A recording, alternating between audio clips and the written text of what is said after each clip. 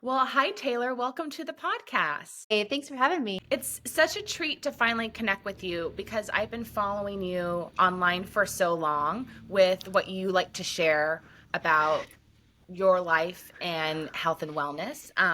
But also, I've obviously known about you for so long because your mom and family and just being in the same town. So it's such a treat to connect with you on this platform today. Thank you. Yeah, we both have the same roots in that gorgeous little town. So I'm excited to connect on this bigger platform and share what we both are so passionate about together. Yeah, so like we were chatting before, you and I are in a space where we know what really works for our body and we know what we need to do on a daily basis to wake up every day and feel great and be able to show up for, I would say, for our life.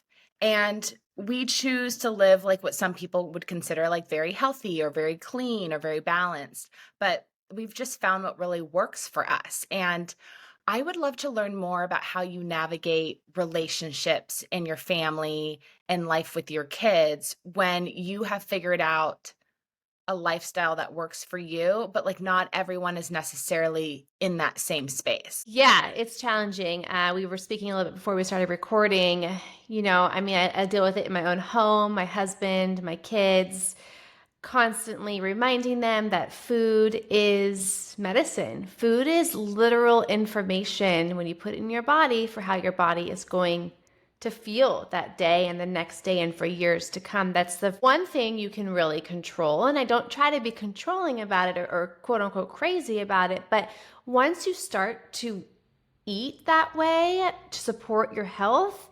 it's become second nature because it feels so good to feel so good. And so many people normalize feeling sick and tired or being sick, quote unquote, all the time, or here comes flu season. There's so much you can do to prepare yourself ahead of time. And so it's a day-to-day battle, Whitney, in my house. Just leading by example. And even with my friends, I was just on a girls' trip this past weekend, and my girlfriend asked, how do you stay so disciplined? And it hit me. And I was a little bit speechless because I didn't know how to answer, because that was just a reminder that this is so second nature to me. And it's not to a lot of people. And that just comes with time and really getting in tune with your body and realizing, oh my gosh, what I put into my food really, into my body really dictates my mood, my ability to handle stressors, my sleep, my blood sugar, my hormones.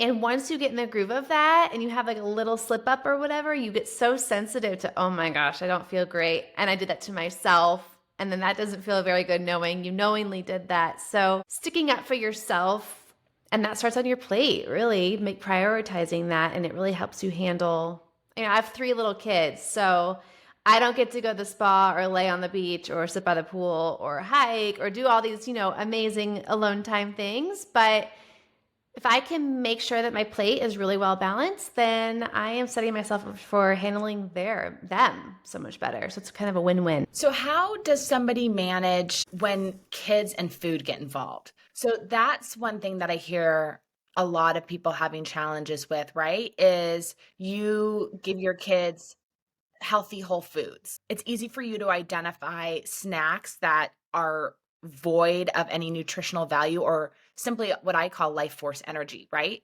So whether I'm eating or a child's eating or my parents are eating, I want them to eat food that's going to fill them up with energy, which is light, and it's going to like nourish all the cells in their bodies. But most people aren't thinking that way. And so they think that goldfish and animal crackers are still nutritionally dense food, that is what kids are supposed to eat. Yes. How do we all navigate that as we start to realize like that's not food, but you go to other households and they still think like no, that's what kids are supposed to eat. Yeah. I have my own husband. He'll even say, oh, let them live a little. And I do. And I'll just say what I do. So, we are in the age, my kids are 5, 4, 1.5. All of our weekends are basically birthday party hopping at this point, right? Or it's a holiday. So before birthday parties, my husband would be like, oh, isn't there pizza at the party? Why are we feeding them lunch? I always fill them up as much as I can at home with what I have in our house. Everything in our house is free reign. They can go in our refrigerator, they can go in our snack cabinet as often as possible because I've loaded it with stuff that I'm confident in them quote unquote binging on. They don't binge on that stuff because guess what? It's real food. And when you get to a certain point with real food, your body says, "Thanks, I don't need it anymore," because it reached its nutrient, it got what it needed, right? So free reign in Yes. our house because I just have really high quality stuff in our house. I fill them up with that before we go to these parties. And then, yeah, they have the pizza, they have the cake, but honestly, they usually have a couple bites and they push it away. So it's a really fine balance of making that connection in their brains like, hey, this is a food that's going to make me run really fast, or this is going to help my eyes see what the teacher's writing on the board, or this is going to help me really pay close attention. They are starting to make that connection really, really slowly as they get older, but I'm also careful to not create some food fear. So if they want to go to these Mhm. parties and have these things, I'm lucky I'm not navigating severe food allergies or something. So we're not having to avoid, but we're just trying to make better choices by having them make the little connections between how the food is making them feel. But it's so true. I mean, we go to the trampoline park right here by my house, and I can't help but look around and be like, these kids are down in Gatorades and Goldfish and ring pops, and then they're probably gonna have a meltdown in the next hour, and they're gonna be punished for that for whatever reason. And really, they're just on a blood sugar roller coaster, and of course, they're not listening to you or paying attention. So that's the other thing I'm really trying to work on in our house is really reminding my husband and I, yeah, of course they're bouncing off the walls. We just left a birthday party an hour ago. How would you feel if you all you ate was, some cupcakes and some pizza? Like crap, right? Yeah. So, really trying to have patience with the kids and understanding, yeah, we kind of fueled them with like donuts this morning. It's going to be a rough day. As you work with clients, do they start to ask you about how they can navigate these new healthy habits that they're creating working with you in their real life? This is something that I do with my clients all the time. I'll say, I have clients on all ends of the spectrum. I have stay-at-home moms that are trying to figure out how to just eat. Like, how do I get 3 meals in? There are the moms that are working also full time. There are just the full time working women that I work with. So I work with all ends of the spectrum, and it's really half more of the work that I do is figuring out how to get them to eat rather than telling them what to eat. I mean, how do we slow down? How do we pack your lunch for your work? How do we fill hey, you have a refrigerator at your office? What can we fill that with? So there's easy snacks in there. How do we fill you up before you get to this situation so that when you get there, it's easier to say, I'm not that hungry for that. Or, if you're going to a bridal shower and it's going to be something that you really have a hard time saying no to, let's have this really nutrient dense smoothie on the way there so that you're not starving. Because when you're hungry, that's when I do it. We're all, that's when you start to make these last minute, like really desperate decisions, right? And then you go for the quick fix, which is going to be the bread and the coffee, sorry, the chips, the pastas, the things that you think will fill you up quickly. So just teaching people how to plan ahead, prioritize, and have the really easy stuff to grab, like arm's length, wherever we can put a mini fridge or like a cooler. I'm like really happy about those in the car or in the office. So everybody has their own challenges. It's about making it happen and prioritizing it. Yeah, I take a cooler with me everywhere. Obviously, I'm a chef, but I use it in my real life. So I was just in Sedona for like 48 hours and I packed all my own meals. I stayed at a place where I knew I had a mini fridge. And I was going to lectures all day, so I knew food wasn't going to be there. So I just packed what I knew I needed. I brought my lunch, I brought snacks. I set myself up for success because sometimes running out the door, even to a place like Whole Foods these days, doesn't even provide necessarily great options. If you actually like go to the salad bar or the prepared foods, most things are still being made with canola oil and I sugar and know. aren't just fresh. So you have to set yourself up for success and not expect someone's going to deliver the quality that you need for your body. Exactly. I always tell my clients some meat sticks, some nuts, an apple, just these things, avocado or purse avocado, like whatever, just in case one of those situations happen where you're kind of caught in a bind, things that you can easily grab. Yes, yes. And my friends were doing that to me at an evening lecture. My bag was filled with two different types of nuts, dried fruit, a little dark chocolate. Like I had everything in my bag and I was handing out my little snacks. But it makes a difference. It does. Absolutely. Just planning ahead. Really, that's and prioritizing it.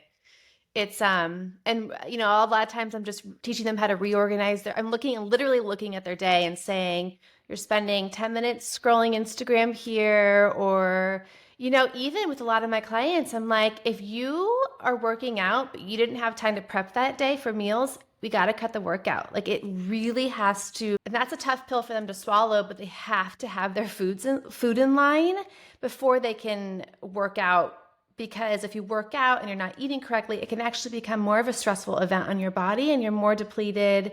You're on more of a blood sugar roller coaster.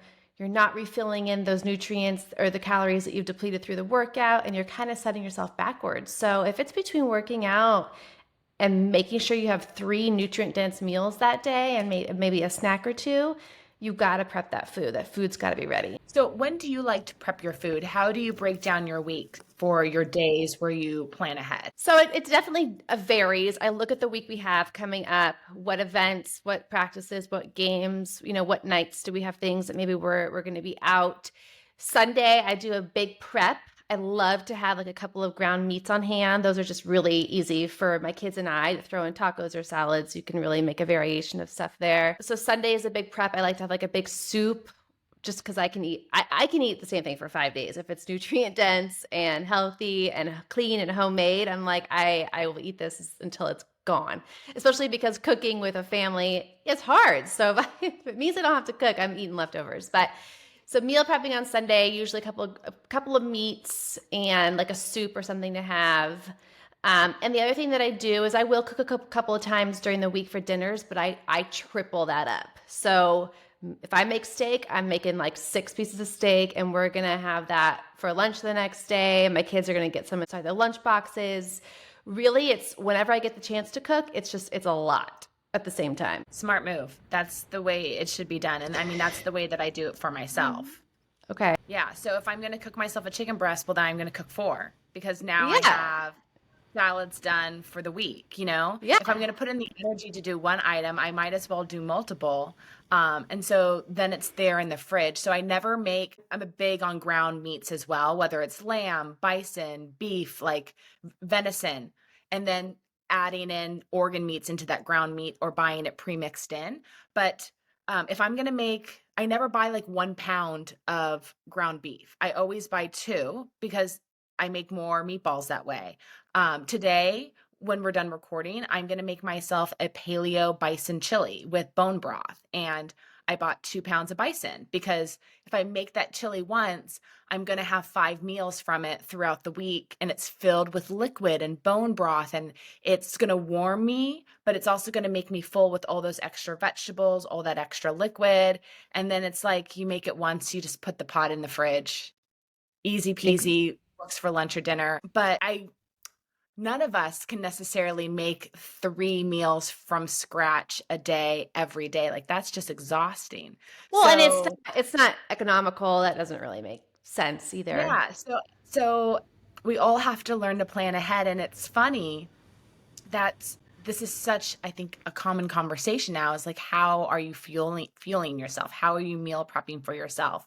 Because this isn't necessarily something we learn how to do, even if you're lucky enough to have a home ec class in middle school or high school these days, which are rare.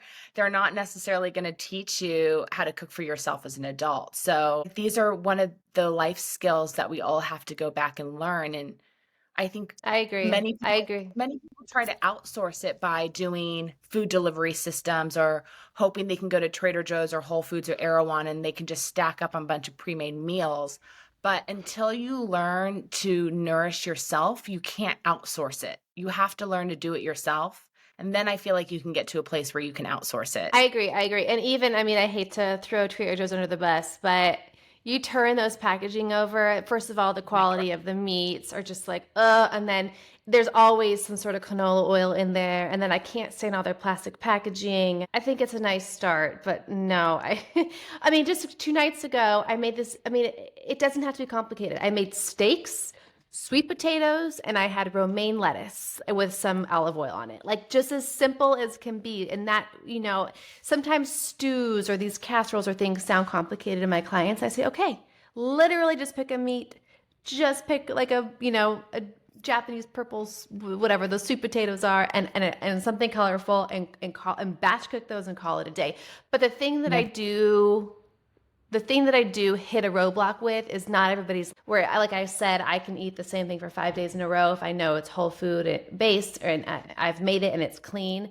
A lot of people have romanticized food, and I get it. It should be beautiful and it should be enjoyed. And I love a beautiful meal with friends, but it's just not attainable. So having to like reset them and say it's not going to taste like it does when you eat out, and it's going to be basic, but it's going to fuel you. And once they feel the benefits of how clear they are and how well they sleep and how patient they are with their family and their jobs, that's where, you can't really, they got to experience that. Yeah, absolutely. And I think it's seeing how good you can feel in your body and your mental clarity and your calmness and how grounded you are when you change what you eat. You can never go back. Yeah, It's, and yeah, you know, we're just in such a quick fix society, and I have friends that are dealing with, anxiety or gut issues and all these things, and nothing against them, especially when they go to their doctors and the doctors are like, "Here's a pill for that ill," and then I'm like, "Okay, but you didn't even like try balancing your blood sugar or cutting out, gluten or just some of my just even there's free things you can do just to even, even while you maybe go on the medication, also do these things because there's so many things we can do in conjunction to really support, the why of things that are happening." absolutely. And that's very much why I have this podcast, is because I want people to understand that if they can get their food right, that foundation, then all the other things they do, whether it's medication or these self-care practices or massage or meditation or, little upgrades in the type of coffee that they purchase or the tea that they purchase, like everything else you do on top of it, I call dessert. And it's all gonna like really resonate more once you build your foundation, which is a diet that's really nourishing your individual body, your cellular makeup. Exactly. And how empowering to know that you know how to fuel your body. Because that's only up to you. Doctors can give you medication, people can give you a massage, that's all other people. But it has to come from you lifting that fork and putting it in your mouth and showing up for yourself. Well, what are most of your clients kind of coming to you right now? Is there a theme with how people are needing support at the moment? Yeah. The theme is the fatigue, chronic fatigue. Yeah. That's really it. And that's just heartbreaking because, especially as a mom, like not having motivation and being tired and having to force yourself through the day is really heartbreaking. So, number one really is fatigue across the board. And Yeah. to me, that comes with how you fuel yourself. Also, fueling yourself enough with the right foods, because these people are also trying to work out, run businesses, have multiple kids, be nice to their husbands, be social, look at social media, watch the news. I mean, it's a lot. So you can't do all those things if you're not eating right. And, this is again just mostly about moms, but it's actually, and anyone that's busy, it's actually very, very easy to undereat because you get going on cortisol and you fill up on these foods that are not really nutrient dense. You're actually under eating. And then you become, your hormones get imbalanced and you're running on cortisol, and then you're a stress case, and then you are just tired. So that's the overall theme that I'm really seeing with people right now. And is this just happening to moms and women, or are you finding, as you talk to your husband, that this is happening with men too. Just that everyone's tired, everyone has chronic fatigue, people just don't have drive, they don't have passion. There's just like this Yeah. sense of this energetic survival mode. Yes, it's a shift in all of us, and it's, I think, because as a society we applaud and celebrate the do it all, go go go. Naps are not celebrated, and they should be. Rest, sitting on your outside in the sun, if you can, for 20 minutes, it's kind of like, whoa, what's she doing? Like, these things, we are not going back to basics anymore. We're doing all the things. And yeah, it's across all genders. It's does not discriminate. The fatigue is real as a whole. And unfortunately, as a society, we've gotten really good at pacifying that and filling it in with things that numb those feelings. And I could go on a tangent. I think we're at the end of ourselves, and this is very, very scary. I sometimes hit a roadblock with my own clients. I'm like, we're just not living in a society that's supportive of this for much longer, really, if you want to break it down. So I'm just trying to go back to basics with everybody. And yeah, put your feet in the grass, look at the sunshine, go on walks, say no to social things, don't work out as hard. We don't need these like crazy hit berries boot camp. It's all too much. I used to take Barry's boot camp in LA with Barry Okay. it was like, yeah, it was 5 or 5:30 a.m. and he would scream so much and be so angry. I just remember at one point being like, why am I paying for someone to yell at me But hey, before the it sun? feels, yeah, I but was it like, this feels is good. absolutely bizarre. Yes, but it feels good. Like, it feels good for a while for some people, right? Because you're running on stress and you get out and you got this adrenaline and you're like, I can conquer the world today. It does feel good because running on cortisol feels really good until it doesn't. And then you're sick all the time, and then you're fatigued, and then you're gaining weight and you can't stop because your body thinks you're in danger, so it's trying to save you. So those are the people, those are the recovering berry boot camper. And I am too. I mean, no hate on it. Like, every now and then I'll go to a No, berries, but it's just, you've got to learn how to like then balance that out. You can't do that and then be like stressed all day long and not eat enough, is what I'm saying. absolutely. Well, are there three things or maybe a few different things that you find that your clients have the hardest thing giving up or finding something to swap it with? Working out, really, I mean, honestly, 90% of the time, every client comes to me and they fill out a 5-day food and mood journal, and that includes their movement. And I think they're really excited to say, oh, see, I work out all the time. And I'm like, you know what? Next month, don't renew that membership. Go on walks. My biggest tip is like 10-minute walks after each meal in the sunshine or even the cold. Don't wear your sunglasses. That is so underrated, but that's hard because a lot of people's workouts is their community and feels good to get that done, and that's their release, and I get it. But going back to basics and just going on long walks for some of these people is really what they need.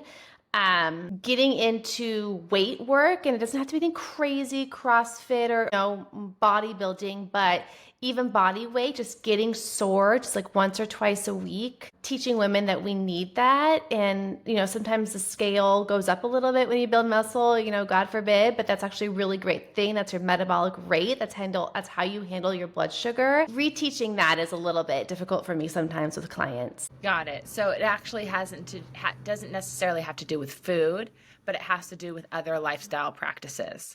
That also, and you got to eat breakfast because we are in this world of like fasting and like, oh, I'm like, okay, but if you are a premenopausal woman, please eat your breakfast. So that is actually probably one of my biggest challenges with people is eat your breakfast. And then I've got them saying, well, how? I get up, the 3 kids are awake, I got to get to work, I got to get showered. And I'm like, okay, this is how we got to rework your day. How can we prep ahead? How can we make breakfast the night before? So, chewing your food is also very hard for people. Most of us go 1, 2, 3 down the hatch. I always say chew to the consistency of applesauce because that gives your body, your digestive system, the ability to say, oh, here it comes, making all those enzymes. We're eating in a rest and digest state.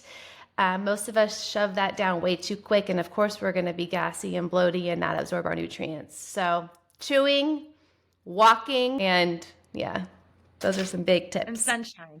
And Yeah. sunshine. Yeah. Or just unfiltered, no sunglasses. Ditch the sunglasses as much as possible. I do that, and I try to just do a visor because I still want the sun to hit the top of my head Mm-hmm. for obviously like activating my hair and my scalp. But I've always felt like long before people were talking about this online that there's an energy transfer that happens. Like it's more than just the heat that you feel on your head, but that there is some sort of information transfer that's coming from the sun, from the heat. And I want it to actually hit my head even if I don't necessarily want all that sun on my face. So Absolutely. I'm a big visor. Absolutely.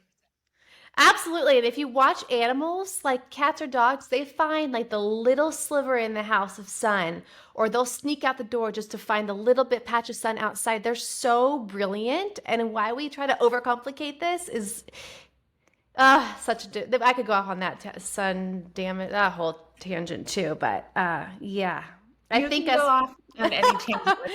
I I'm mean talking the about downloads from the sun. You're in a safe yeah, place. yeah. I mean, just these huge sun hats and all this sunblock and these big sunglasses and this. I mean, it's too much. Well, I would say starting in, I think it was 2014, my brother and I decided together we weren't going to wear sunscreen anymore. And we would just manage our time in the sun. And then when we leave the beach, put raw coconut oil all over us after the shower to like help our body like remoisturize, but also just heal from the sun. And that's really what we both started doing at the same time is like, when you get back to Laguna, you don't spend an entire day at the beach. You do a half an hour and then you hang out under the umbrella and then an hour and then you work your way up, and we don't need sunscreen. We don't burn. We just manage our time in the sun. When it's time to go underneath the umbrella or manage the reflection you're getting off the water and the sand. And we will naturally form a tan, and no chemicals were involved. I mean, it's Absolutely, absolutely. I always see these people that burn really easily, like walking down the beach. I'm like, you're eating way too many industrialized seed oils because the second I cut those from my body, I don't burn as easily anymore. The other thing is we use these sunblocks that don't let us burn. Burn is our notice. Hey, you've gotten enough. Get out of the sun. Go inside. Burning is not a sign to, hey, put on more sunblock and stay outside more. That's awful. It's yes. not smart. So same thing. And I'm underneath the umbrella the entire day. And when I go jump Me in the too. ocean, I come back. That's my sun. I get my sun when I walk up and down from the beach. There's my sun. But you just got to self-regulate and be more in tune with your body rather than covering up the symptoms with sunblock and not that way you don't get the alert, hey, you've had too much. Yeah, we're on the same wavelength Yeah, on the, that. the only issue is, you have to carry more equipment to the beach now, but you're able to spend, as much time as you want outside playing. You're just, under the umbrella more, and Yeah, and doesn't really hurt. and then when you've gotten too much, and you say we're going in. Yeah, Day's over. yeah, Yep. exactly. You can feel it. Um, Hmm. I get you. With that in mind, are there other kind of just traditional health and wellness tips that you have found that really work for you that you're sharing with your clients beyond food? Yeah, so I just love the freebies first. Like, of course, I could dive into testing and supplements and all those things, but really, I always start with the freebies first. Like how you time your coffee, really trying to have it with or after breakfast, but also being more in tune with why. Like, are you looking at that coffee as like how you maybe some people use it to go poop in the morning? That's an issue. Like, let's figure out why we're relying on that. Or are we looking at it as how we get going in the morning? Okay, then let's move backward. Why are we not waking up rested? So giving them substitutes for caffeine in the morning, or rearranging that, like I said, with or after breakfast is much more supportive of their cortisol levels and downstream their hormones. They're not having their afternoon crashes when they're not having that initial coffee on an empty stomach. And then, of course, like you mentioned earlier, cleaning up that coffee. I always tell my husband he is the Dunkin' Donuts instant coffee man, and I want to scream. I'm always like, well, you know what? Later in life, when you can't travel and run around with me because you're Dunkin' Donuts, I'm not waiting for you. And I'm so mean, but I'm like, if it's something that you're gonna drink every single day, elevate it. Like Mm-hmm. make that investment. And Yes. like it drives me crazy. Yeah, make it a ceremony, make it a treat, like make it worthwhile. Exactly, exactly. Make it an opportunity to support yourself. So, and the other things, definitely how we end and begin our day. I always put myself in a way at least an hour before I want my eyes to be closed, before I want to be asleep, so that I'm able to shut down the outside world. We are not built to be knowing what everyone's doing in, fed their dog today a half an hour before we close our eyes. So give yourself that respect and turn all that off. And also don't have it be the very first thing you check in the morning. If you tell me I need to check my work email when I wake up, we need to then kind of rework like your lifestyle and how we're prioritizing that job. Really, I mean, is it money that's driving this? So a lot of times it's reworking how we think about that stuff. And then I think I kind of mentioned this tip a little bit earlier, but 10-minute walks after every single meal. It's incredible when I've worn my continuous glucose monitors, the effect it has on blood sugar. It brings it back down, back to your baseline so quickly. So that's very supportive of then your energy, your fatigue levels the rest of the day, your hormones downstream. Well, what do you like having for breakfast in the morning before you go on your little walk? So, I hate to admit this, it's a little embarrassing, but when I was back in Laguna for the summer, I started having this smoothie and I've had it every single day since. So my variety is not as big as it should be, but I try to get variety in the rest of the day. But it's a smoothie right now, and it's a big scoop of protein powder. It's a couple of huge scoops of a 100% grass-fed Greek yogurt. It is almond milk, ice, chia seeds, hemp hearts, sometimes a couple of egg yolks. I think that's it. And I also like to seed cycle. I'm forgetting the term with my cycle. So right now I am doing pumpkin seeds and sesame seeds for the time I am in my cycle. And then I switch to flax seeds in the other parts of my cycle. So flax and sunflower seeds, I believe that is. I have it all portioned out in my kitchen, but that also adds, extra nutrients, because I feel like with my smoothie, I like a little bit of like a chew. I feel like that helps me feel a little more full and gets my digestion going. So that's a really, really filling smoothie for me in the mornings. Do you add fruit to it? I don't. I'm a little bit sensitive to sweets. I just don't love sweets. I don't love fruit. Also don't love I'm pretty sensitive on the glucose monitor to a blood sugar spike. So if I do add a smoothie to it or a fruit to it, it's because it's left over from my kids not eating their fruit in the morning. So maybe it's a half or a fourth of a banana, depending on the size of the banana. It's also pretty sweet. The protein powder that I use, and then I also use a Organifi Harmony for helping with hormones. Those two things together are already sweet enough for me personally. So it's not like I'm cutting it out. It's just I don't really love something that's too sweet. Got it. And it's okay. I'm the same way when it comes to breakfast, where I would say I find something that works for me in the season. And then when the temperature starts to change, that's when I naturally start to change what I'm having for breakfast. So I totally understand. When you find something that works, it sticks until your body no longer craves it. I dream about this smoothie. Sometimes I'm like, I wonder what's wrong with me. But yeah, it's been months. And it's also the season of life. Like I throw that together as much as I can the night before and then put it in a blender. I have 3 kids to get out the door in the morning. So someday I would love to have a beautiful sausage and avocado and egg scramble, but that's just not going to happen. And the couple of times on the weekends, actually, I actually don't really drink caffeine, but if I do, I notice how much it suppresses my appetite and I'm just not hungry. I can't even get that smoothie down, which kind of freaks me out because I'm like, see, it's just like, I need to get this food in because I don't want to be on this blood sugar cortisol, feels so weird running on caffeine all day. So, well, I'd love to ask you a little bit about supplements. And you've shown on Instagram that Quest machine that you use to be able to double. what works for your body. Can you tell us a little bit more about that? Yes, so I am a bioresonance practitioner. I use the Quest 4. So it tests your body on an energetic level.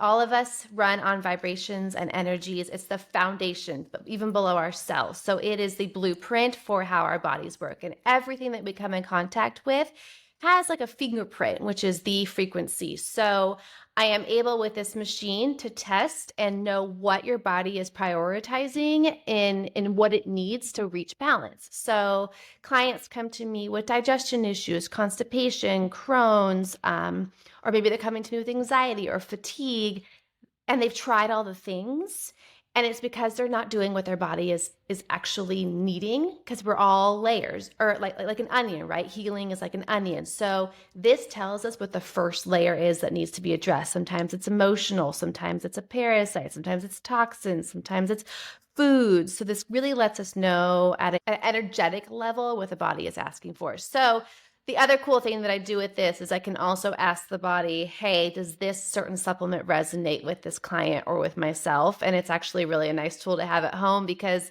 I feel my body shifting and I'm like, I'll test and I'll be like, oh my gosh, I was taking this multivitamin for like months. And I was like, I feel like I was having some heart palpitations. I was like, I don't know, tested it and it was like dysresonant, red, not for you. And then I ran another one and it was like green, body asking for it. And it told me it needed like 6 capsules a day of this thing, which I didn't jump into, but I'm like, okay, I'm going to switch over to this. And sure enough, I feel awesome on it. So it's really a powerful tool to be able to make sure that I'm actually taking what my body needs. We don't always all need a multi all the time. So it's a very, very powerful tool. I love that. It's like having a doctor to do kinesiology on you in the home every day Yes. to double check Yes. and see, exactly what's working for you. Because I find that we can do that muscle testing for ourselves, but sometimes we need someone else to do it on us so Mhm. we can get out of our own way. And that's so Yeah. neat that there's a tool and then someone behind it that actually knows supplementation well enough to make sure that we get prescribed the right thing. Exactly. Exactly. I'm really excited to add it to my practice, and it's really cool the way that it works. Like you can't ask it the same question in the same sitting. It's like if I were to find somebody in the desert and I would say, "Oh my gosh, you're lost in the desert. What do you need?" And they tell me, "I need water." And then you ask them again. You ask the body, what do you need? It's not going to say water again because it just told you that. So I gave you water. Now it's going to say, it gave me water. Okay, now I need shelter. I need some shade. Okay, I gave you an umbrella. Next question. So it doesn't tell you the same thing. You can't reproduce it because it's like, I already told you needed this. Okay, now here's the next layer. Here's the next layer. So you can continuously work with it and just peel back the layers as you're ready. That's so fantastic. So if you're working with a client for the first time and you're getting them up and running, will you use this machine to figure out like their new supplementation medicine cabinet on what they should be taking throughout the Yes. day to kind of get them up and running? Yeah, so I can run a general support scan. It'll let me know exactly what supplements their body is asking for. Then I will, if I have them on hand, I can run that supplement against them specifically, and it'll let me know if it's resonating with them. And I can do this remotely through hair samples or saliva samples or nail clippings. And it's great because it doesn't have to be. I also run the hair tissue mineral analysis test, the HTMA, which also requires hair, but that's a little bit more needs it at the root and it needs a good chunk of it. So it's kind of a scarier for the clients. This can be run literally out of the brush, hair from your hairbrush. Like it doesn't have to be, my mom just sent me her hair from her hairbrush. It doesn't have to be like, today's clean hair from the root, which is really, really nice. Yeah. That's so neat. I love these technologies that are coming to marketplace and the fact that you're able to have it in your home or, anywhere you practice. I think this is going to be a huge part of the future of medicine is the way we can individualize exactly what our body needs in order to kind of just upgrade it and bring it back into balance.